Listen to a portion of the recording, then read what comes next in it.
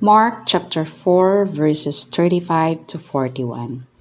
As evening came, Jesus said to his disciples, "Let's cross to the other side of the lake." So they took Jesus in the boat and started out, leaving the crowds behind, although other boats followed. But as soon as fierce storm came up, high waves were breaking into the boat and it began to fill with water. Jesus was sleeping at the back of the boat with his head on a cushion. The disciples woke him out, shouting, "Teacher, don't you care that we're going to drown?" When Jesus woke up, he rebuked the wind and said to the waves, "Silence, be still." Suddenly, the wind stopped, and there was a great calm. Then he asked them, "Why are you afraid? Do you still have no faith?" The disciples were absolutely terrified. "Who is this man?" they asked each other. Even in the wind and waves obey him.